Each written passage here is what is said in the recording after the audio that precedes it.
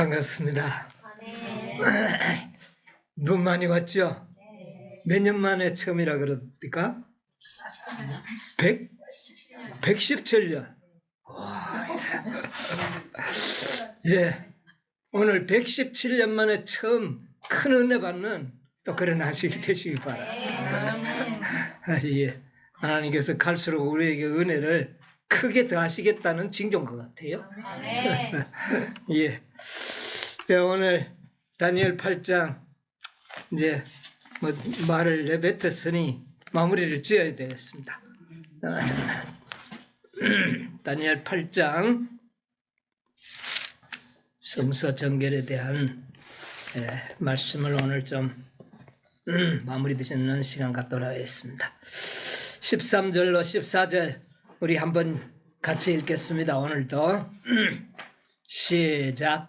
내가 거룩한 자가 말하더니 다른 거룩한 자가 그 말하는 자에게 묻되 이상에 나타난 바 매일 드리는 제사와 망하게 하는 제약의 일과 성소와 백성이 내어준 바 되며 즉발필 일이 어느 때까지 이를꼬 하매 그가 내게 이르되 2300주까지니 그때의 성소가 정결하게 함을 입으리라 하였느니라. 아멘.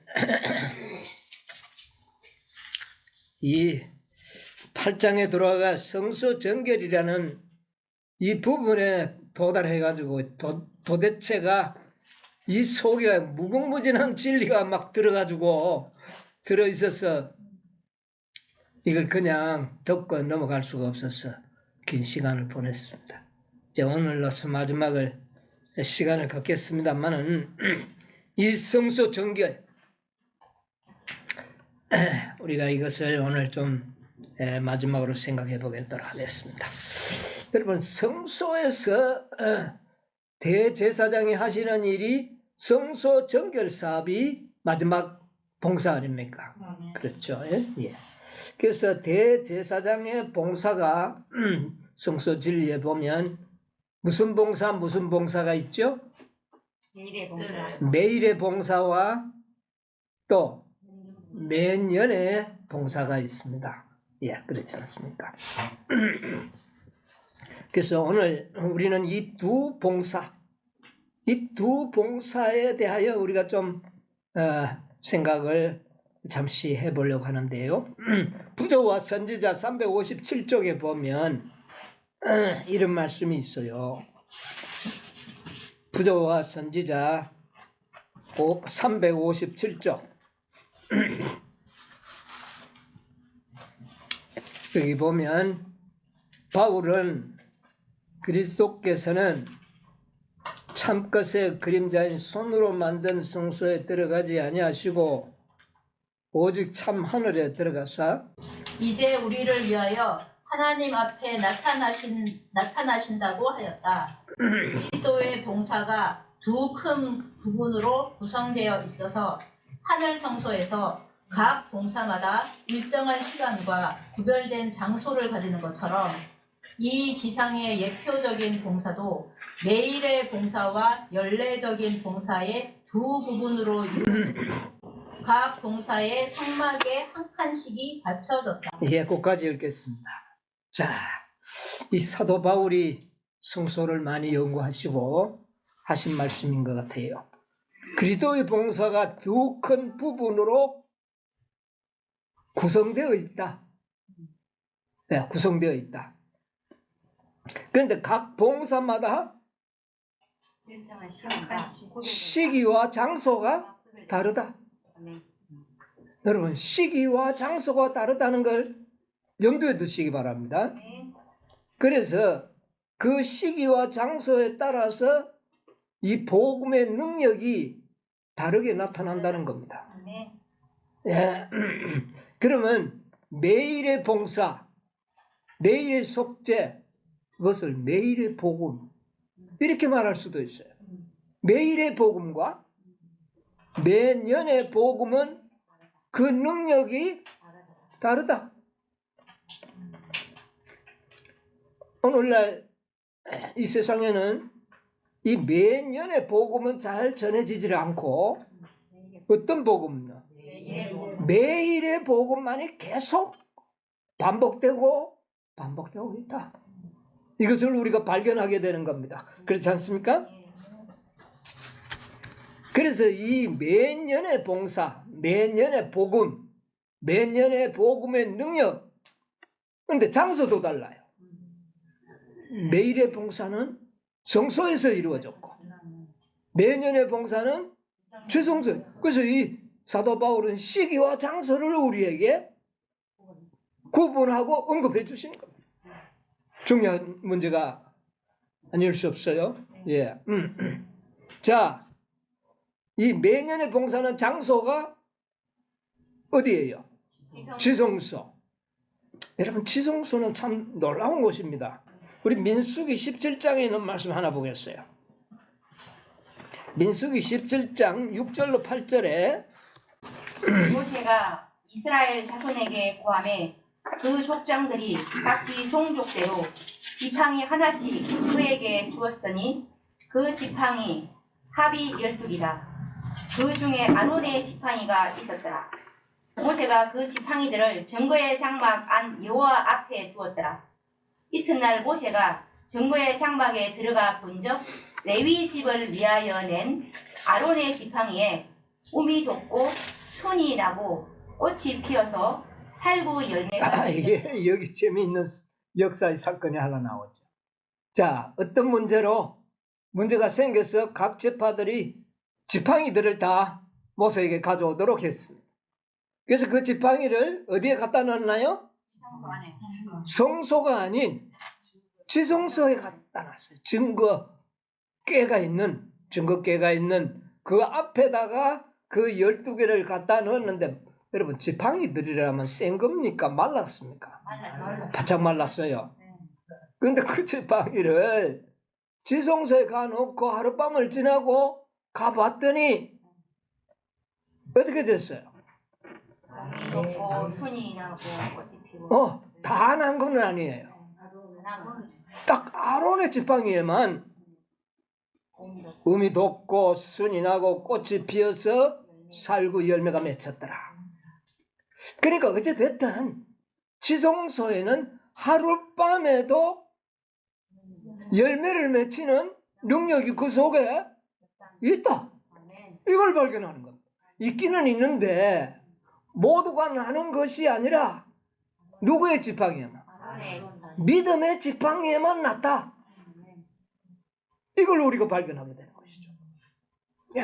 그래서 우리가 대속죄 매년의 봉사는 시기적으로 다르고 장소가 어떻습니까?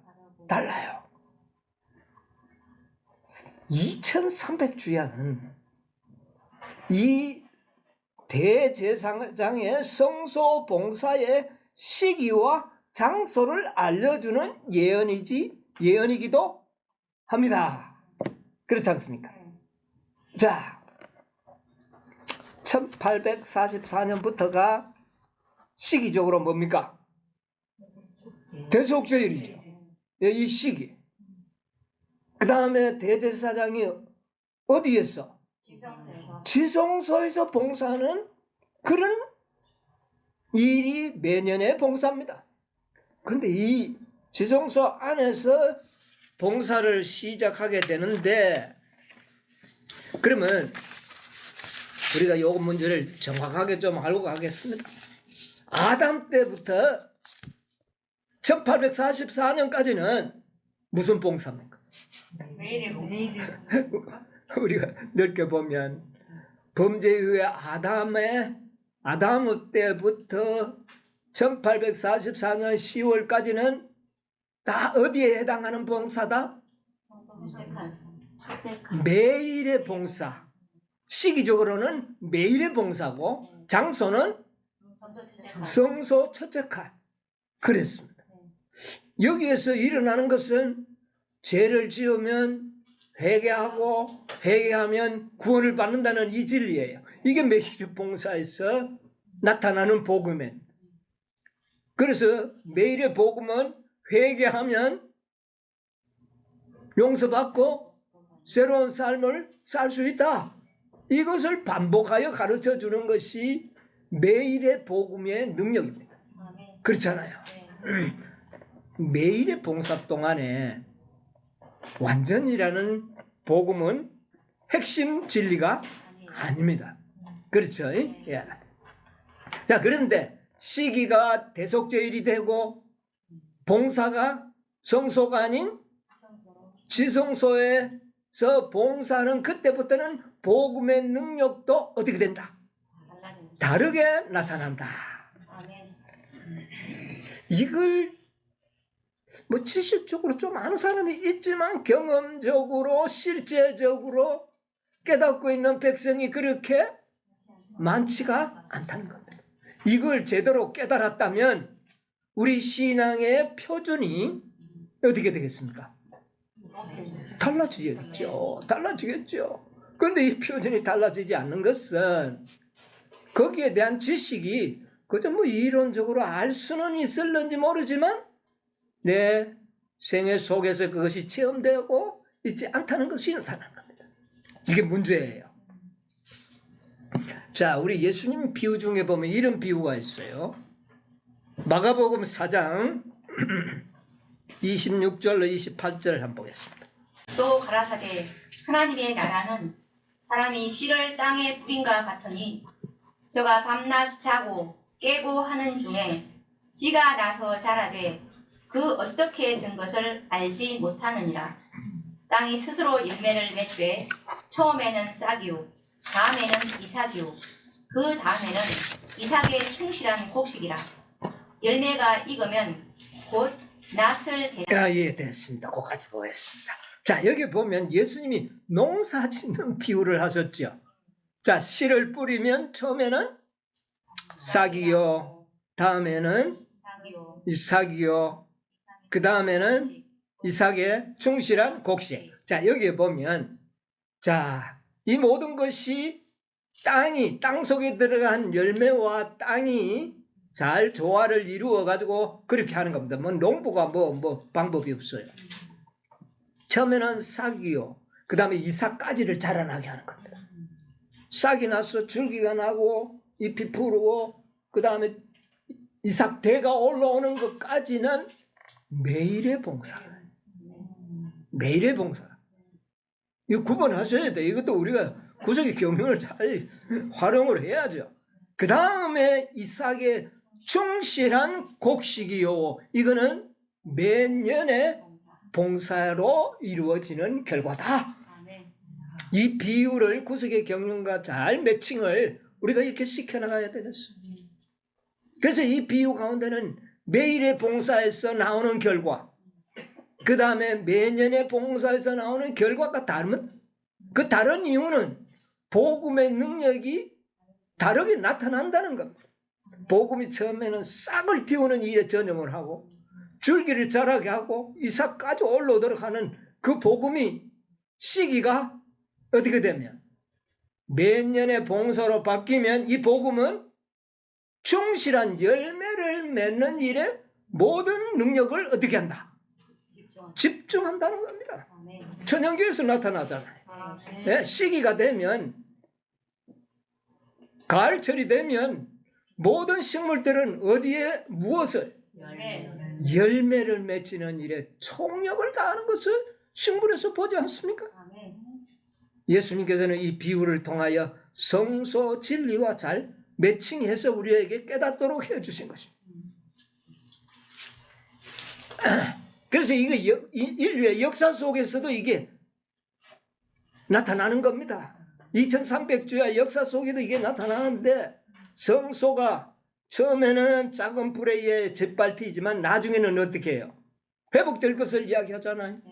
회복되어서 복음의 씨를 다시 뿌리고 이렇게 하는 이 과정이 나오는데 종교개혁 운동이 바로 그겁니다. 종교개혁 운동은 시기와 장소에 따라서 복음의 능력이 다르게 나타났다는 것을 보여주는 실제적인 역사입니다. 참 재미가 있어요. 위클립은 씨앗을 준비했잖아요. 그렇죠? 예, 뭐 그 작은 뿌리 위에서 완전 집합을 했는데 씨앗이 없어졌는데 씨앗을 준비했어. 말틴 루터 시대에 그 씨가 뿌려져서 싹이 나고 자라나기까지 합니다. 그 다음에 존 웨슬리가 형제들이 전하는 기별은 이삭까지 올라들어 만들었어요. 이삭까지. 아멘. 이것은 다 무슨 봉사예요? 매일의 봉사. 자, 좀 더 나갔어. 윌리엄 밀러 개혁자를 통하여 꽃이 피게 이삭에 꽃이 피도록 하고 이것까지가 뭐냐 하면은 매일의 봉사에 속할 겁니다. 아멘. 그리고 난 다음에 1844년 10월 22일 이후에 하나님의 선지자요 사자의 직분을 맡은 엘렌지 화이트를 통하여 전하는 진리는 매년의 봉사요. 이제 하늘에 계셨던 대제사장 예수님은 성소에서 지성소로 옮겨가셔서 봉사를 시작했다 하는 것이 이 종교개혁 운동의 역사 속에서 또 성소 진리와 이렇게 매칭이 되어나. 그래서 셋째 천사 이것은 지성소의 기별이에요. 지성소의 복음. 지성소의 복음은 바짝 마른 지팡이도 하룻밤에 뭐를 맺힐 수 있는 열매가 맺힐 수 있는 능력 속에 있다는 겁니다. 이걸 우리가 깨닫고 있어야 돼. 시간이 없어 준비는 못했다. 있을 수가 없는 거예요. 예. 예. 그래서 그때 완전한 진리와 함께 이제 충실한 열매가 어떻게 되는 겁니까? 맺히는 거죠. 그게 14만 4천인의 인침을 받은 백성이 그때부터 어떻게 해요? 탄생된다. 이야, 이게 바로 매년의 봉사. 예, 이것까지가 우리가 지금까지 연구했던 많은 역사들과 이 성소 진리를 통하여 깨달았던 것을 이제 집약해 본 겁니다. 자, 그런데 이 열매가 맺히는 셋째 천사의 기별, 그렇지 않습니까? 14만 4천인의 구속함을 받은 열매가 맺히는 이 셋째 천사의 기별 속에서 또 예수님께서는 두 가지의 비유를 먼저 말씀하셨어요. 그게 뭐냐면은 마태복음 13장에 하나 비유를 보도록 하겠습니다. 13장 29절로 30절. 주인이 가로되 가만 두어라. 가라지를 뽑다가 곡식까지 뽑을까 염려하노라. 둘 다 추수 때까지 함께 자라게 두어라. 추수 때 내가 추수꾼들에게 말하기를 가라지는 먼저 거두어 불사르게 단으로 묶고 곡식은 모아 내 곡간에 넣어라 하리라. 자, 이제 농부가 나가서 씨를 뿌려 놔가지고 곡식을 뿌렸는데 그 속에 뭐가 많이 발견됐나요? 가라지들이 많이 발견됐어요. 종들이 말하기를 내가 이것을 뽑아버릴까요? 하니까 주인이 말하기를 언제까지 두어라? 추수 때까지 두어라. 그때에 누가요? 추수꾼들에게 말하기를 가라지를 먼저 거두어 단으로 묶어서 나중에 불태우도록 구별하고 그 다음에 곡식은 곡간에 드리라. 어느 때에? 추수 때. 추수 때가 언제입니까? 이게 바로 매년의 봉사의 시기와 동일한 시기라는 것을 우리가 알게 되지 않습니까? 그렇잖아요. 자, 그래서 예수님 재림 때 예수님이 이 땅에 오셔가 천사를 보내가지고 의인만 가져가고 하는 그때를 말하는 것이 아니라는 겁니다.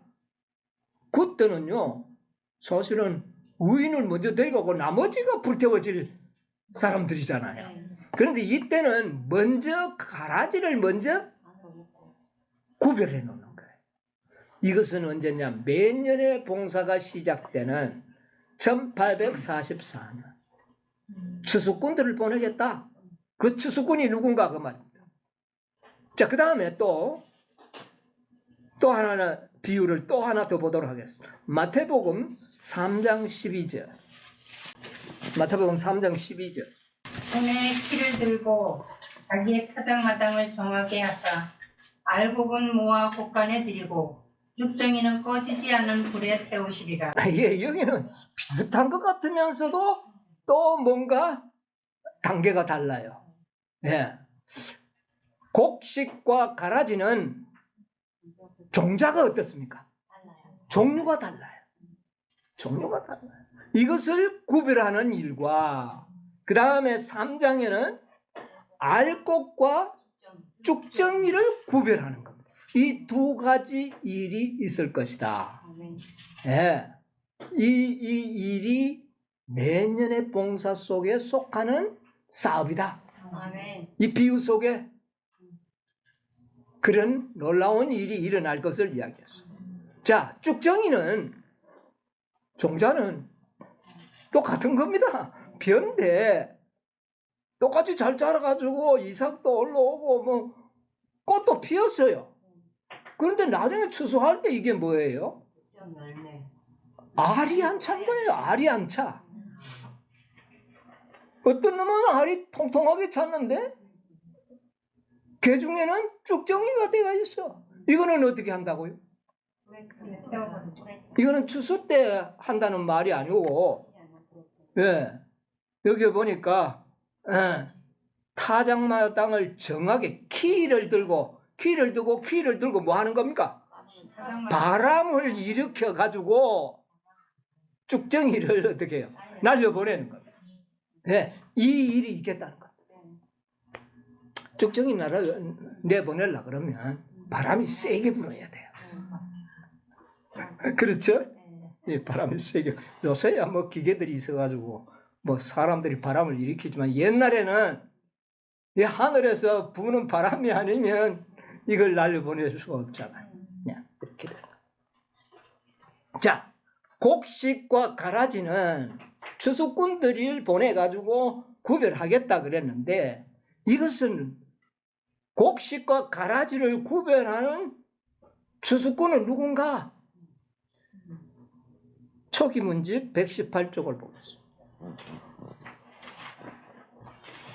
곡식과 가라지를 구별하는 겁니다. 이거는 118쪽에 나는 그때 셋째 천사. 나는 그때 셋째 천사를 보았다.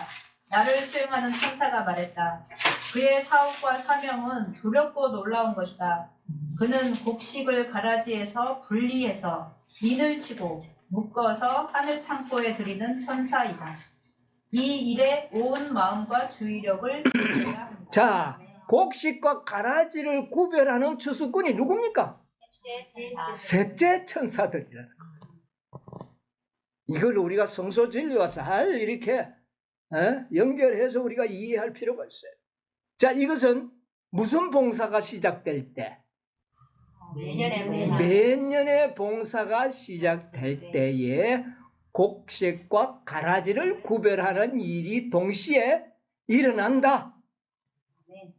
몇째 천사입니까? 그게 셋째 천사가. 예. 이 일에 온 마음과 주의력을 기울여야 한다. 가라지로 구별돼 보면 이건 참 의미가 없잖아요. 예. 그러므로 이것은 1844년 대속제일이 시작된과 동시에 곡식과 가라지가 구별되는 사업도 시작되었다. 그래서 곡식과 가라지를 구별해야 따로따로 보관하게 당분간 보관하는데 곡식을 보관하는 곳은 어디입니까? 예, 하늘 창고인데 예수님 오실 때까지는 임시 보관이 있어야 될 거 아닙니까? 그게 교회입니다. 재림교회는 제칠년의 안식일 예수 재림교회는 곡식을 보관하는 지상의 창고입니다. 거기는 전부 곡식이에요. 그리고 그 안에 소속되지 못한 그리스도인들은 공식적으로는 가라지예요. 왜냐하면 하나님의 율법을 반역하는 행동, 하나님의 율법을 거절하는 자는 알곡이 될 수가 없는 겁니다. 그래서 기본적으로 봤을 때에 안식일을 지키지 않는 백성들은 뭐로 구분이 일단은 되는 겁니까? 가라지로. 알곡은 다 어디에 모이는 겁니까? 재림교회. 예, 여러분, 재림교회는 뭐만 모인 교회입니까? 아니지. 예, 저 말을 조심하세요. 곡식이 자라는 곳입니다. 자, 그런데 이제 문제는 저 곡식도 다 알곡이 되면 좋은데 죽정이가 있다고 그랬잖아요. 이 죽정이도 갈라내야 되지 않겠습니까? 가라지만 구르면 하는 게 아니거든요. 이게 몇 년의 봉사 속에 포함된 사업이다. 네. 재림교회 복받은 교회 아닙니까? 네. 정말 곡식만이 자라는 곳. 그래서 그들의 자부심이, 우리들의 자부심이 대단하잖아요. 네, 그렇습니다. 자, 그러면 죽정이를 갈려내려면 바람이 잘 부는 날을 택해야 되겠죠. 바람이 잘 부는 날. 바람 많이 부는 날이 언제입니까? 일요일 주었네요. 그날 바람 많이 불어요? 그날 바람 많이 불 것 같아요? 예, 일기예보가 들어보면 일요일 법령 때는 바람이 어떻게 해요? 뭐 어떨 때 딴 데는 뭐 부분적으로 불 때도 있지만은 일요일 법령 때는 세계적으로 바람이 붑니다. 그때의 쭉정이를 날려보내기에 가장 좋은 날입니다. 죽정이는 아직까지 갈라내지 않았어요. 알곡과 곡식이 함께 있습니다. 그런데 죽정이를 갈려내는 날을 하나님께서는 택해 놓으셨습니다. 그날이 무슨 날이다? 일요일 법령입니다. 네. 참 구속의 경륜이 어떻게 이렇게 우리에게 밝히 조명되는지 참 놀랍습니다. 자, 그리스도인 선교봉사 49쪽에 보면, 선교봉사 49쪽에 보면 이런 말씀이 있습니다. 시련의 때는 멀지 않다. 계시록 7장에 보면 바람이 불지 않도록 뭐 해달라 그랬어요? 붙들어 달라. 뭐 하기까지? 인치는 삽이 맞을 때까지는 바람이 안 불도록 해달라 그랬어요. 그래서 하나님께서 바람 부는 날을 정해준 겁니다. 그때까지는 알곡과 죽쟁이가 같이 있겠다. 자, 다시 읽겠습니다. 시련의 때는 멀지 않다. 예. 그때에는 모든 사람들에게 시련이 그때는 모든 사람에게 오는 겁니다. 어느 특정인에게 오는 것이 아니에요. 예, 계속 보세요. 그때에는 교회 안에서 순금과 불순물이 구별될 것이다. 이게 바로 알곡과 죽정이를 말하는 겁니다. 자, 참된 경건과 경건의 모양과는 확실히 구별될 이게 구별시키는 겁니다. 알곡과 죽정이. 지금까지 밝게 빛나던 많은 별들이 그때에는 암흑 속에 사라질 것이다. 지금은 알곡만이 있는 장소에서까지라도 왕견은 구름처럼 바람에 날려갈 것이다. 성전의 귀중한 기구로 생각되던 모든 사람들이 그리스도의 의의 옷을 입지 않는다면 수치스럽게도 벌거벗은 상태로 나타날 것이다. 예, 그만 거기까지요. 여기 보니까 알곡과 쭉정이를 어떻게 해요? 갈라내겠다. 무엇을 통하여? 시련의 바람을 통하여 그렇게 하겠다는 겁니다. 네. 일요일 법령은 바로 모든 사람들에게 시련의 날이 될 것이고, 그 날이 계시록 7장에 바람을 잡고 있던 천사가 바람을 놓는 시기가 될 것입니다.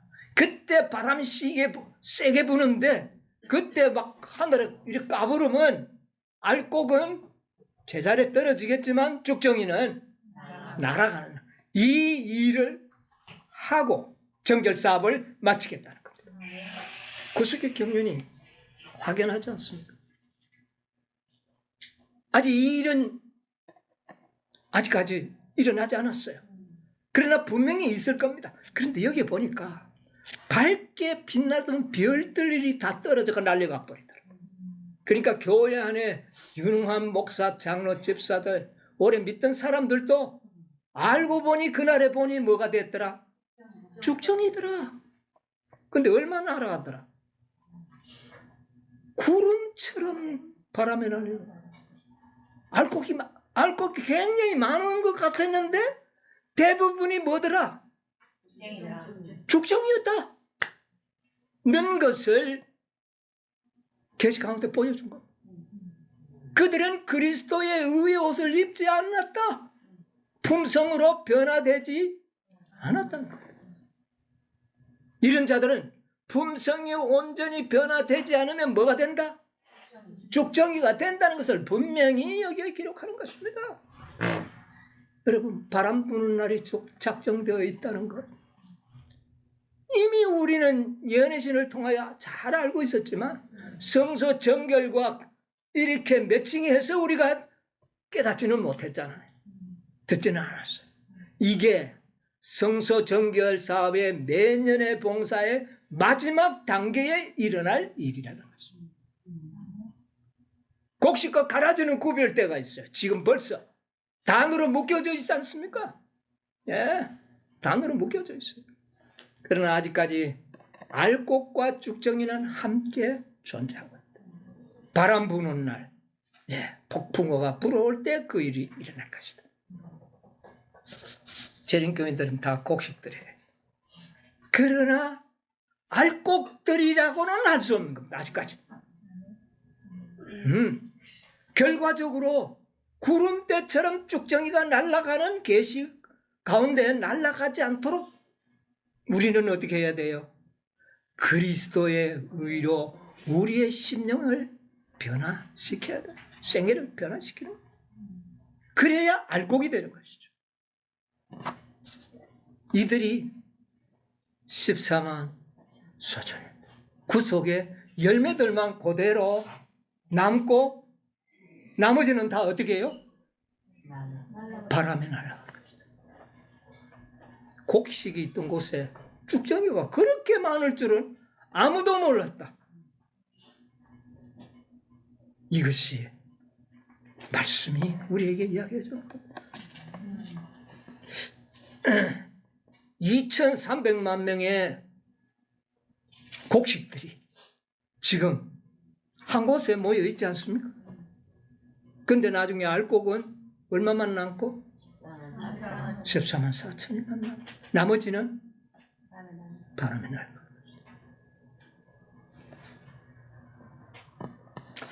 자, 곡식이 왜 쭉정이가 됐을까요? 쭉정이가 왜 됩니까?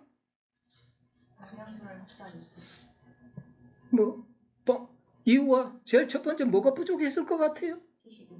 영양이 좀 부족했을 것 같아요. 그렇잖아요. 농사일 때 영양이 부족하면 이삭이 나오는데 쭉정이 되죠. 그 다음에 관리가 잘못되고, 네, 관리 잘못하면 알곡이 쭉정이 되어버려요. 곡식들. 여러분, 저기 옛날에 제가 이 왕벌 비유했죠. 꿀벌 비유. 왕벌과 일벌은 똑같은 알이에요. 알은 전혀 차이가 없어요. 그런데 일벌과 왕벌이 먹는 음식이 달라요. 왕벌은 왕류를 먹고 일벌은 꿀과 꽃가루를 먹는 겁니다. 꿀과 꽃가루를 먹으면 뭐가 되고? 일벌이 되고, 왕류를 먹으면 알은 똑같은데. 자, 문제는 이겁니다. 네, 먹는 것은 문제가 있어요. 여러분, 우리가 상상해 봅시다. 매년의 봉사에, 매년의 복음에 놀라운 능력 있는 기별을 듣지 못하고 매일의 봉사에 해당되는 복음만 들으면 나중에 뭐가 된다? 쭉정이가 된다. 먹는 문제가 달라요. 듣는 복음이 달라요.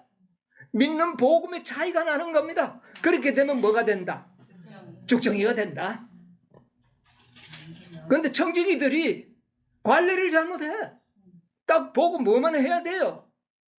막 그냥 막 수량만 많이 하려고 영양은 공부만 하고 관리를 자꾸 물때 주고 비료 주고 해놨더니 나중에 추수 때에 무성하게 자라긴 했는데 열매는 다 뭐가 돼버렸다?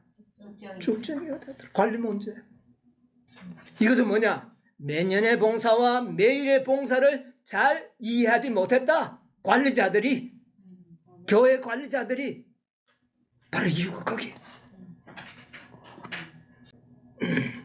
그래서 우리가 성서 진리에서도 우리가 배웠지만 매일의 봉사만 받고 매년의 봉사를 받지 못하면 죽정이가 된다. 그래서 이걸 구별했다는 겁니다.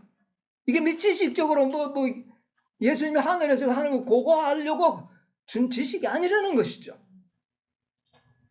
현대 진리로 말하면요, 성서 진리로 말하면 매일의 봉사만 받고 매년의 봉사는 받지 못했다. 이유가 거기 있고, 현대 진리로 말하면 셋째 천사의 기별까지는 받아들였으나 셋째 천사를 돕는 계시록 18장 천사의 기별에 도움을 받지 못하면 뭐가 될 수 있다?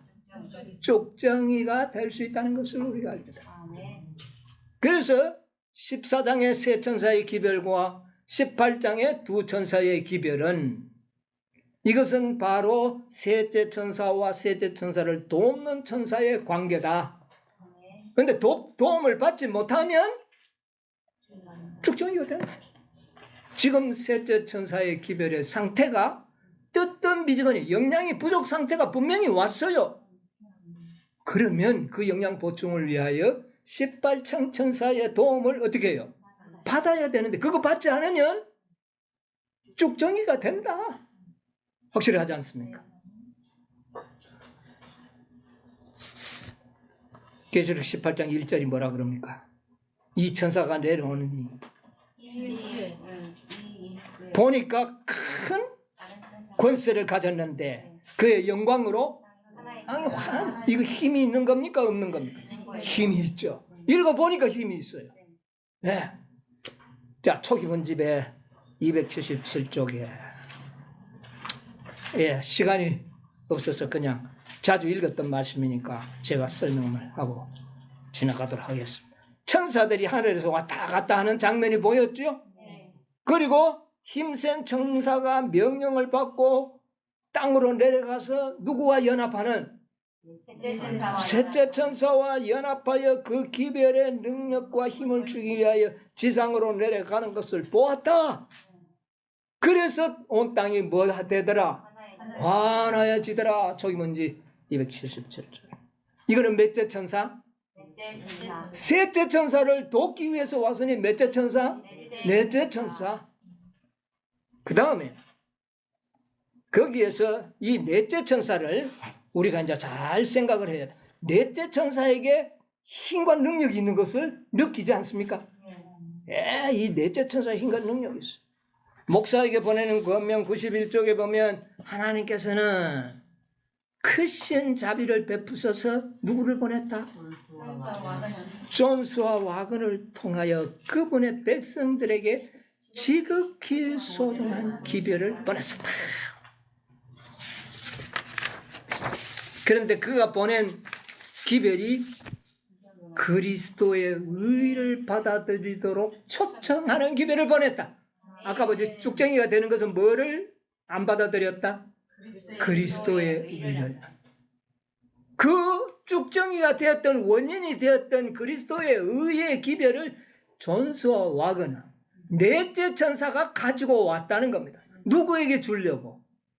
셋째 천사에게 주려고. 근데 주는데 그리스도의 의의 기별을 칭의의 방법으로 주겠다는 겁니다. 여기 보니까 칭의를 제시하였다.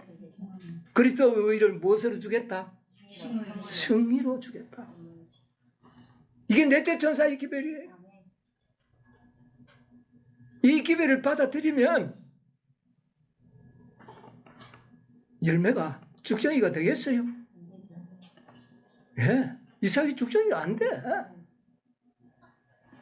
이것은 늦은 큰 소리로 전파되고 크나큰 성령의 부어주심이 수반될 것이다. 이것만 받아들이면 뭐를 받을 것이다? 늦은 비도 받을 것이다. 아멘. 이것이 목사의 보내는 권면 91쪽의 기별이죠. 결과적으로는 이 기별을 받지 못하면 이삭까지는 나왔는데 뭐가 될 수 있다? 쪽장이가 된다. 이것을 분명히 우리가 깨달아야 돼요. 와그너 존스의 그 가르침의 핵심 기별이 뭐냐면은 우리도 그리스도와 같은 생애를 살 수 있다. 그분의 설교의 주제들이 그거였어요. 하나님이 그런 은혜를 우리에게 주셨다. 그리고 그들이 설교 때마다 인용하는 성경 구절들이요, 아주 힘있는 성경 구절이었어요. 그분들이 설교할 때 주로 인용했던 성경 구절 여러분들에게 좀 몇 가지 소개할게. 한번 읽어보겠습니다. 그들의 설교문 가운데는 이런 글 내용들이 자주 인용됐어요. 로마서 6장 14절. 제가 너희를 주관하지 못하리니 이는 너희가 법 아래 예, 제가 우리를 주관한다 못한다. 예, 아멘입니까? 예, 이 말씀을 마음으로 믿고 받아들여야 돼요. 앞으로 내 생애에서는 제가 주관하지 못하도록 내가 표준을 세워야 되겠다. 22절. 그러나 이제는 너희가 죄에게서 어디서 해방되고? 죄에서 해방된다. 죄에서 해방된다는 건 내일 또 똑같은 죄를 짓는다는 말입니까? 안 짓는다는 말. 오늘 해가지고 용서를 받은 내일 또 짓으면 그게 해방 받은 거예요? 아니잖아요. 이 기별들이 다 무슨 기별이에요? 힘 있는 기별이라. 넷째 천사가 전하는 모든 성경 구절은요, 똑같은 성경 말씀이지만 힘 있는 구절만을 인용을 했다는 것입니다.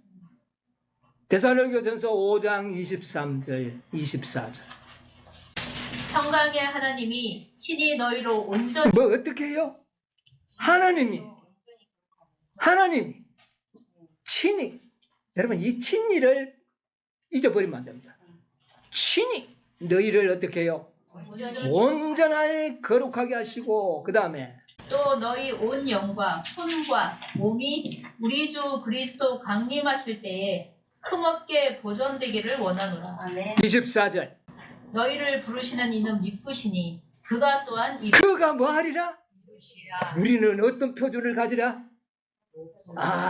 흠과 점이 없는 생애를 살아야 되겠다는 표준을 가지라. 그러면 누가 이루리라?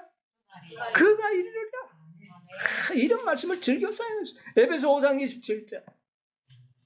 자기 앞에 영광스러운 교회로 세우사 티나 주름 잡힌 것이나 이런 것들이 없이 거룩하고 흠이 없게 하려 하심이니라. 예. 자, 자기 앞에 어떤 교회를 세우겠다? 영광스러운 하나님의 영광을 드러내는 교회로 만들겠다. 흠과 점이 없도록 만들겠다. 또 주름 잡힌 것도 없이 티도 없도록 만들겠다. 교회를 구성하는 영혼들을 이렇게 만들겠다는 겁니다. 여러분, 우리가 아멘하고 그런 표준으로 살면 그가 이루시리라. 아멘. 예, 그래서 이 와그너 존스 설교문 가운데는 이런 성경 구절이 계속 반복됩니다. 자, 그 다음에 베드로전서 5장 10절. 모든 은혜의 하나님 곧 그리스도 안에서 너희를 부르사 자기의 영원한 영광에 들어가게 하시니가 잠깐 고난을 받은 너희를 친히 온전케 하시며 굳게 하시며 강하게 하시며 혀를 견고케 예, 우리가 조금만 시련을 견뎌내고 인내하면 그가 친히 우리를 굳게 하시고 강하게 하시고 털을 어떻게 해요? 견고게 하시겠다. 아멘. 네. 자, 그 다음에 우리 로마서 8장 4절에 보면 육신을 쫓지 않고 영을 쫓아 행하는 우리에게 무슨 요구? 율법의 요구를 이루어지게 하려 하심이라. 그런 표정을 가지고 사는 사람은 하나님께서 율법의 요구가 이루어지도록 해버리겠다는 겁니다. 이게 복음입니까 아닙니까? 우리가 해야 된다면 이거는 저주예요. 누가 하시겠다? 그가 하시겠다. 야고보 1장 4절에 보면 인내를 온전히 이루라. 너희를 온전하고 구비하여 조금도 부족함이 없게 하려 함이라. 없게 하려 함이라. 누가요? 그가 하시리라. 이게 복음이에요. 이게 넷째 천사가 전하는 복음이에요. 매일의 봉사에서 주어지는 복음이 아니라니까요. 에베소 4장 13절에는 우리가 하나님의 아들을 믿는 것과 아는 일에 하나가 되어 온전한 사람을 이루어 그리스도의 장성한 분량에 충만한 데까지. 여러분 충만하게 되기를 원합니까? 네. 그렇게 믿고 우리가 인내한다면 그가 우리를 뭐 하리라? 충만하게 하시리라. 아멘. 놀라운 복음 아닐까요? 아멘. 예. 그 다음에 요한일서 3장 9절에 보면 요한일서 3장 9절 하나님께로 난 자마다 뭐를 안 짓는다? 죄를 짓지 아니야. 이게 우리의 표준이 되는 겁니다. 이걸 알고 있어요. 하나님의 아들로 태어나가 죄밖에 못 짓는다. 이거는 말이 안 되죠. 예, 우리의 믿음이 달라져야 돼요. 매일의 믿음이 아니고 몇 년의 믿음으로 우리는 믿음을 차원을 높여야 되는 겁니다. 히브리서 6장 18절에 뭐라고 했는지 아십니까? 읽어볼까요? 이는 하나님이 거짓말을 하실 수 없는 이 두 가지 변치 못할 사실을 인하여 앞에 있는 소망을 얻으려고 피하여 가는 우리로 큰 안위를 갖게 하려 하십니다. 하나님이 뭐를 하실 수 없다? 하나님은 거짓말을 안 합니까? 못 합니까? 우리 뭐할 필요 없어. 못하셔요. 안 하는 것과 못 하는 것에서 어째 다릅니까? 하시지만 못 하는 것과 안 하는 것. 할수 있는 하나님은 전능하신 분인데 딱 하나를 못 해요. 거짓말을 못 해. 왜요? 그대로 되니까. 그래 있으라 하면 있어버리고 없으라 하면 없어지니까 거짓말을 하실 수가 없고 또 한 가지 두 가지라 그랬잖아요. 한 가지는 하나님의 아들을 우리에게 담보로 맡겨놨다. 담보로 맡겨놨다. 하나님의 말씀대로 안 되면 당신의 아들을 멸망이에요. 담보로 맡겨졌으니까 적지네. 약속 안 지키면 아들의 생명은 죽는 거 아닙니까? 예수님의 생명이 담보로 잡혀있어요. 이 두 가지 사실 때문에 하나님은 거짓말을 사도 바울은 이렇게 깨달아 놨으니 어떻게 그의 생애가 변화되지 않고 믿음이 없을 수가 있을까요? 그렇지 않습니까? 이 넷째 천사들 참 A.T. 존스가 이런 말을 쓰면서요.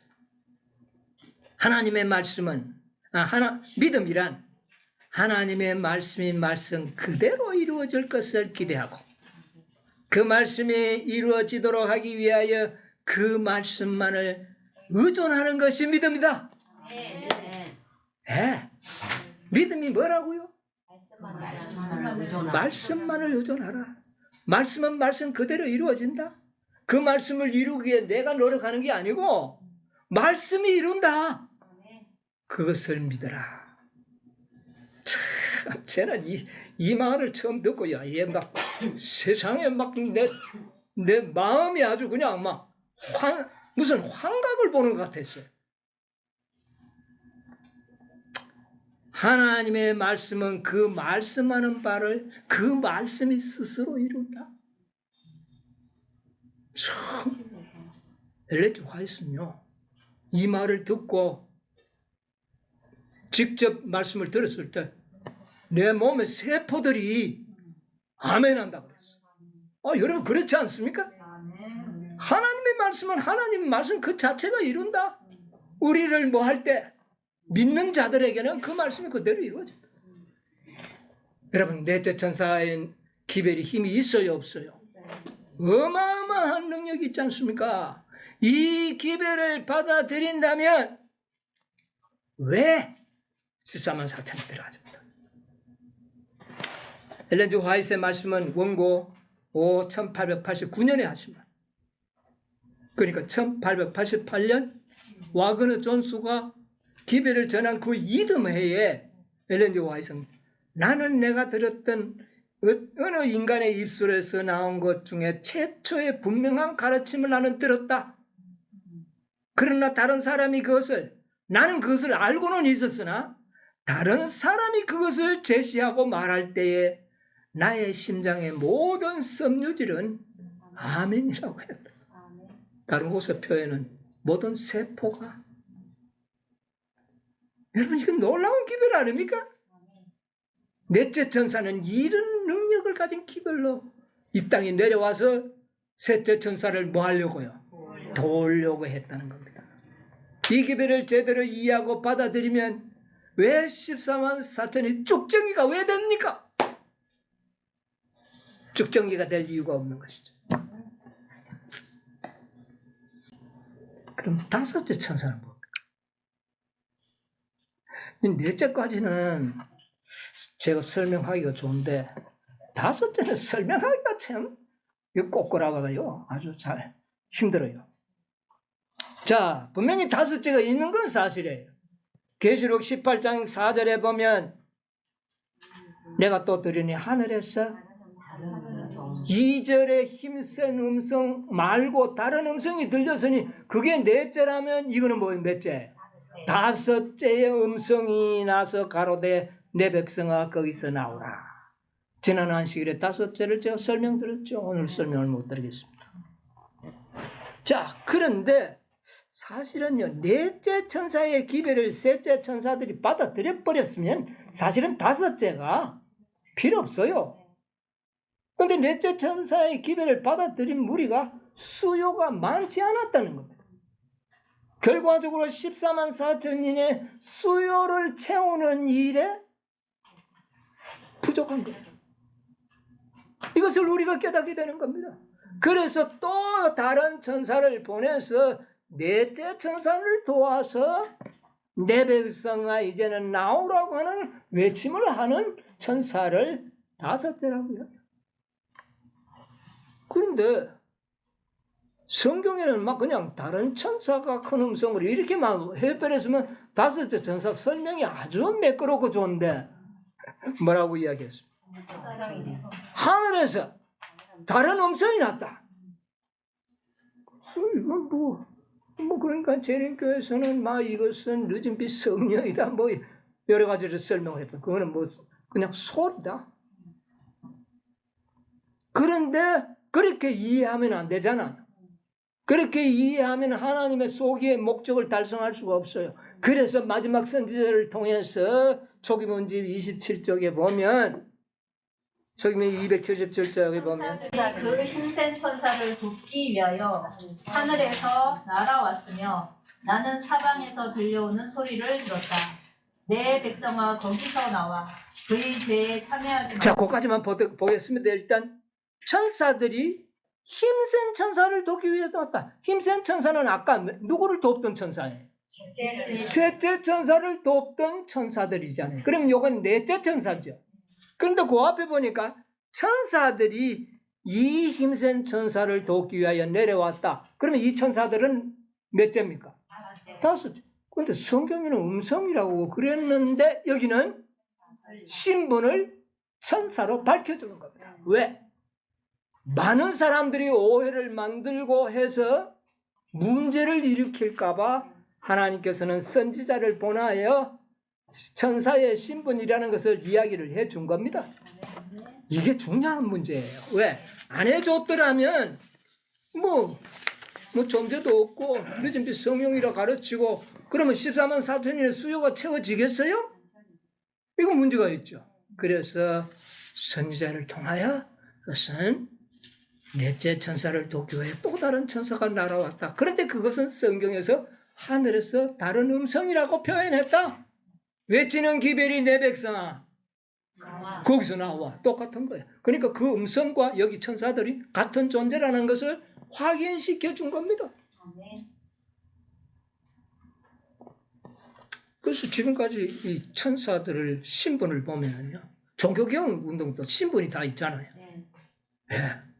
이 신분을 전번에 한번 이용해 봤는데 처음부터 마지막까지 가면 갈수록 신분이 고귀한 신분이 아니고 학벌이 좋지 않고 위클리프는 막 엄청난 신분이고 학자고 대단했는데 가면 갈수록 신분이 적고 낮춰지는 첫째 천사, 둘째 천사는 농부가 나오고 그전에는 그래도 뭐 목사고 뭐 좀 이랬는데 대학 교수. 자, 농부더니 셋째 천사는 초등학교도 졸업 못한 사람이 셋째 천사가 된 신분이 자꾸 다운이 되고 있어요. 학력도 다운이 돼요. 넷째 천사는 뭐 그냥 한 교단의 목사였어요. 젊은 청년들이었어요. 그 청년들 저까지 아무도 인정을 안 했죠. 그 기별을 안 믿은 이유가 저 젊은 아들이 지가 알면 얼마나 안다고 이렇게 된 겁니다. 그러나 넷째까지는 신분이 다 나타났어요. 근데 다섯째는 신분을 성경에는 안 나타낸 겁니다. 썰이라 그랬어요. 왜 그랬을까요? 하나님께서 신분을 나타내지 않으시려고 한 것이 확실하다. 예, 그렇잖아요. 신분을 나타내려면 또 다른 천사가 큰 음성으로 외쳐 가로되 내 백성아 그 가운데 나와 신분을 이야기하잖아요. 그런데 그 말을 않고 음성이라는 거예요. 음성만 듣고는 이건 누군지 모르잖아요. 자, 우리가 이것을 역사적으로 우리가 잘 보면은 넷째 천사까지는 엘렌 G. 화이트 선지자가 살아 계실 때에 이루어진 역사입니다. 그러니까 선지자로서 그것을 인준하여 확정해 줄 수가 있었어요. 그러나 다섯째는 지금 엘렌 G. 화이트는 돌아가셨어요. 누가 다섯째라고 확정해 줄 수 있나요? 선지자가 없잖아요. 그리고 이거 깨닫고면 내가 막 다섯째다, 저기도 다섯째다, 이렇게 막 일어나면 혼란스럽잖아요. 그래서 성경에는 그 존재를 안 알리려고 하는 의도가 들어있는 것 같아, 제가 봤을 때는. 그렇지 않습니까? 그런데 전혀 그것은 안 알리면 진리의 오류가 만들어질 겁니다. 그 음성은 큰 해침이니까 늦은 빛 성령이다. 그렇게 이야기해버리면 안 되니까 천사라고 하는 사실을 선지자가 미리 말씀을 해 두시고 돌아가신 거예요. 여러분 이거 잘 기억하셔야 돼요. 다섯째가 내려오는 계시도 미리 보셨다는 겁니다. 네, 계시를 보시고 그들의 존재가 천사들이었다. 천사들을 상징하는 백성을 이야기하는 거예요. 그래서 성경에는 신분을 공개하지 않았고 연애신을 통하여 그들은 천사들의 신분이다. 기별자들이다. 천사는 기별자들을 말하거든. 만약 신분이 나타나 봐야 존재가 어떤 자들일까요? 하찮은 존재들일 것 같아. 왜? 지금까지 해온 것을 보니까 점점 낮아졌는데 알려져 봐야 아무 유익이 되지 못하는 그런 존재들인 것 같아요. 그러니까 하나님께서 일부러 안 알려주신 거예요. 선지자를 통하여 오해를 불식시켜주는 계시와 말씀은 남겨놨습니다. 그러면 음성은 있잖아요. 음성은 내 백성아 거기서 나오라는 음성은 있잖아요. 다섯째 천사의 음성은 내 백성아 거기서 나오라는 것이거든요. 그러면 다섯째가 이 음성이 다섯째라는 것을 우리가 깨달았다면 다섯째 천사가 이 땅에 이미 내려왔고 사업은 뭐 됐다? 시작되었다는 것을 암시하는 것 아닙니까? 우리가 이것을 알았다. 그러면 모든 진리는 때가 될 때에 어떻게 했습니까? 공개되는 겁니다. 그전에는 암만 읽어도 그게 뭔지 읽어도 몰랐어요. 근데 때가 되면 그 의미를 확실하게 드러내는 것이 하나님의 섭리거든.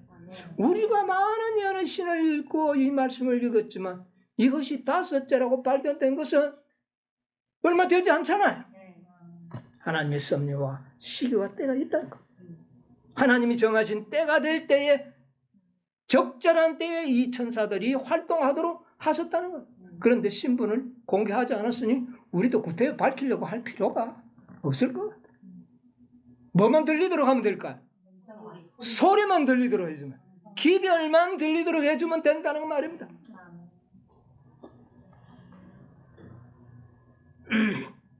여러분, 그 기별이 내 백성아 거기서 이게 가장 결정적으로 활용될 때가 언제일까요? 언제 이 말이 결정적으로 활용될까요? 일요일 법령. 예, 일요일 법령 때는 바빌론 교회에 있는 사람들에게 가서 뭐 성소 진리가 어떻고 매년에 봉사하기 이런 거 할 말이 없어요. 무조건 어떻게 해야 돼? 나오라는 겁니다. 그들이 어떻게 나올까요? 사도 바울이 그의 표정과 그의 말과 그의 품성의 영향력이 퍼져 있어가지고 사람들이 그걸 보고 기별 두고 나온 게 아니고 나왔듯이 하나님의 영광을 보고 그들은 믿음을 가진 자들은 나오게 될 겁니다. 이런 일이 한번 일어날 것을 성경은 예언하고 있는 겁니다. 마태복음 24장 15절로 18절에 예수님은 이야기했어요. 마지막 때에 다니엘이 말한 바 멸망의 뭐가요? 그게 뭐죠? 일요일 법령입니다. 이때에는 자, 지붕 위에 있는 자는 어떻게 하라고요? 집 안에 있는 물건을 가지러 가지 말고, 밭에 있는 자는 겉옷을 가지러, 겉옷은 저 뒤에 있어. 저거 가지고 가야지, 추운데. 가지러 가지 말고 보거든 막바로 어떻게 하라? 이게 무슨 소리를 들었기 때문에요. 내 백성아 이제 나오라 그랬기 때문에 지붕 위에서 가지고 집안에 뭐 좀 가지고 준비하려고 하지 말고 막바로 나가라. 일하다가 겉옷을 벗어야 되는데 뒤에 있는데 가지러 가지 말고 그냥 이게 큰 해침의 절정이에요. 기별의 핵심 내용이 뭐다? 내 백성아 거기서 나. 이것이 이때 가장 크게 적용이 될 겁니다. 그러나 그 기별의 시작은 이미 되었다. 큰 해침이 그때만 있는 게 아닙니다. 첫째 기별과 둘째, 셋째가 시작되었나요? 안 되었나요? 마쳤나요? 마찬가지입니다. 넷째도 시작 안 되었죠? 안 마쳤죠? 다섯째는 이미 시작되었어요. 그러나 아직 안 마쳤어요. 언제 마치는가? 일요일 법령에 다 불러낸 그 일이 있을 때에 마치는 겁니다. 그러면 내 백성아 거기서 나오라는 기별은 시작이 되었으면 지금 기별은 전해져야 되지 않겠어요? 그 기별이 뭡니까? 내 백성아 거기서 나오라는 기별이 뭐예요? 겉옷 가지러 가지 마라. 방 안에 뭐 가지러 가지 말고 그냥 어떻게 해라? 그럼 뭐 옷도 없이 벗고 사스바리 일하다가 이대로 가도 됩니까? 그래 나와. 뭐라는 겁니까? 준비되어 있다는 겁니다. 나오기만 하라. 준비되어 있다. 문제점 그 기별이 있어야 될까요? 없어야 될까요? 있어야 되죠. 시대소망 760이 있죠. 율법의 의적 의로운 생에 완전한 품성을 요구하지만 인류는 그 요구에 미칠 수 없다. 인류는 하나님의 거룩한 율법의 요구를 충족시킬 수 없다. 그러나 그리스도께서는 인간으로서 지상에 오셔서 거룩한 생애를 사시고 완전한 품성을 개발시키셨다. 그리스도께서는 그것을 받고자 하는 모든 자에게 값 없이 선물로 주시고. 잠시요.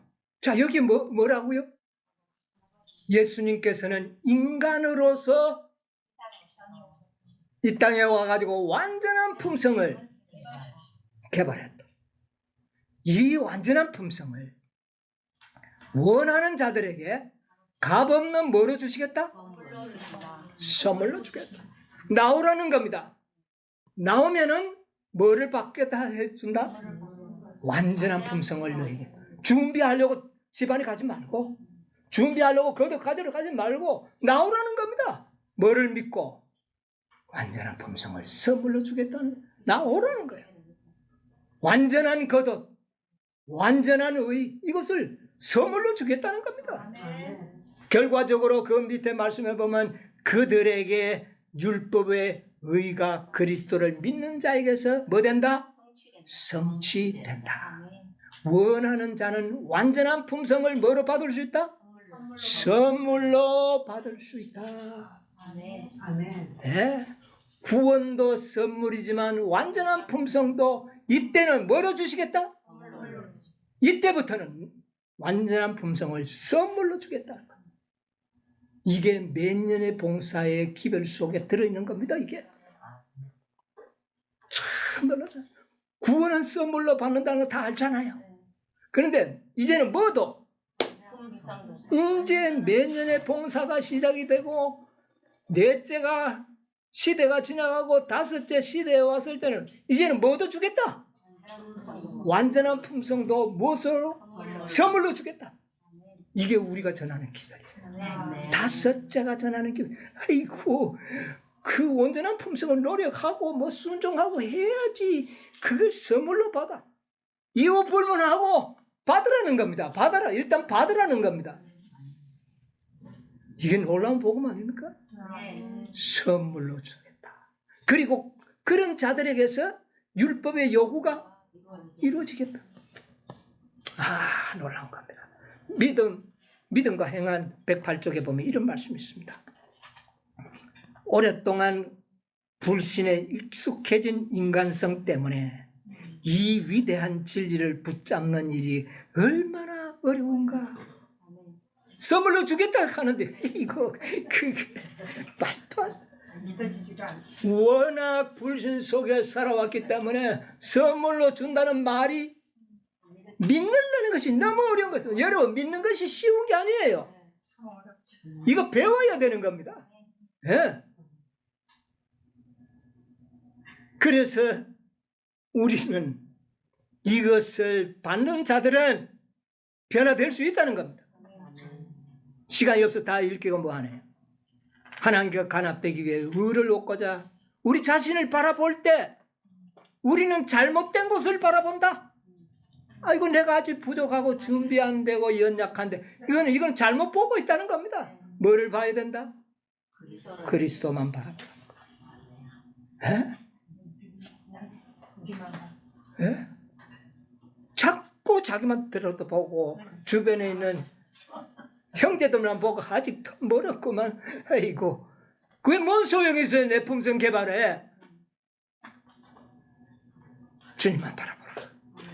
그렇게 되면 그리하여 바로 율법의 의가 그리스도를 믿는 자에게서 성취된다.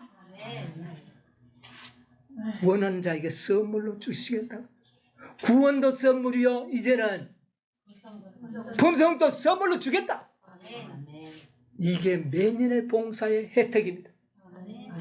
얼마나 놀라운 이 특권입니까? 예? 시대의 소망에 있는 말씀 하나 더 보고 마치도록 하겠습니다. 시대의 소망 111, 112조. 구주께서 기도로 당신의 심정을 토로하실 때에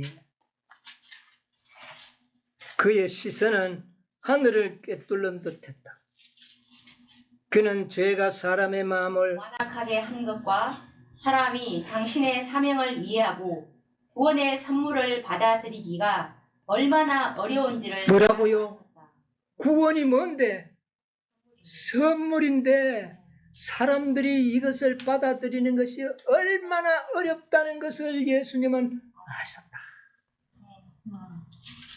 하물며 구원의 선물도 선물로 받기가 어려운데 지금 뭐라고요? 뭐도 선물로 받는다? 완전한 품성도 선물로 그냥 받는다고 할 때 아이고 이 사람들아, 그거는 완전주의자야. 그렇게 되는 겁니다. 예? 예? 자, 조금 더 볼까요? 그분은 그들의 불신을 정복하고 사탄이 그들을 메어둔 착고를 깨뜨리며 그들을 대신하여 합의자를 정복할 수 있는 능력을 달라고 아버지께 간구합니다. 예수님께서 침례받고 그 광야에서 하늘을 우러러보며 기도한 게 바로 그겁니다. 이 영혼들이 사단의 착고를 깨뜨리고 이 말씀을 믿을 수 있는 믿음을 달라고 기도했다. 여러분, 구원도 선물이요, 완전한 품성도. 이제는 뭐만 하라? 믿고 받아들이라. 집안에 뭐 가지려고 하지 말라. 그것도 가지려고 하지만 내가 뭐 준비해야 안 될까? 소용없어요. 급할 때가 있다. 아직까지는 뭐 그럴 수도 있어요. 그러나 마지막 절정에는 내 백성아 거기서 어떻게 해요? 나오라는 거다. 무조건 나오라는 거다. 이게 다섯째 천사가 전할 마지막 이 지상의 기별이라는 것을 여러분 깨닫고 계시기 바랍니다. 아멘. 다섯째 천사의 음성을 듣고 나오는 자들은 모두가 신의 성품에 참여하게 될 겁니다. 아멘. 겉옷을 가지러 절대로 갈 필요가 없어요. 돈 없이 값 없이 와서 이 선물들을 받으라. 이게 초청이에요. 예? 내 백성아 거기서 나오라. 이 사업은 이미 시작되었어. 지금은 우리는 이것을 선물로 받을 수 있는 권리가 주어졌습니다. 여러분, 이것을 왜 우리가 받지 않을 겁니까? 완전한 품성을 선물로 받으면 흠과 점이 없는 14만 4천인에 들어가는 것은 당연하지 않습니까? 예? 그런데 사람들은 이것을 모르거나 믿지 않습니다. 그러므로 곡식이 있는 곳에서 쭉정이가 나중에 구름처럼 날아가는 이유가 바로 넷째와 다섯째 천사의 기별을 받아들이지 않고 불신은 까닭에 그렇게 되는 거죠. 그리고 예수님의 재림이 이렇게 지연되는 원인도 바로 거기에 있었다는 거죠. 모두가 이 기별을 받으면 14만 4천인에 들어갈 것입니다. 왜? 뭐로 줬기 때문에? 선물로 줬기 때문에. 구원은 선물입니다. 품성도 선물로 주겠다. 우리 모두 정말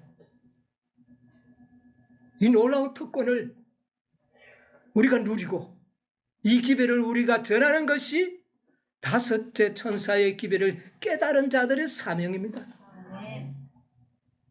마태복음 11장 12절에 보면 천국은 뭐를 당하나니? 침노를 당하나니.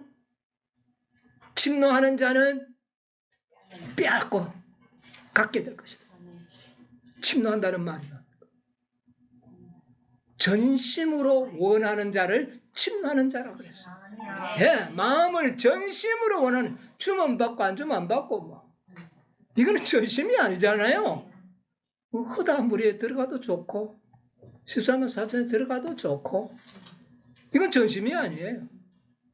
침노해야 돼요. 전심으로 우리가 받아들여야 돼요. 그러면 어떻게 된다? 빼앗게 될 거다. 14만 4천이나 들어가. 여러분, 우리 모두 넷째 천사의 기별과 다섯째 천사의 기별을 우리 마음에 받아들여서 이 특권을 누리시는 여러분과 제가 되기를 간절히 바라면서 다니엘서 8장을 오늘 마치도록 하겠습니다. 아멘.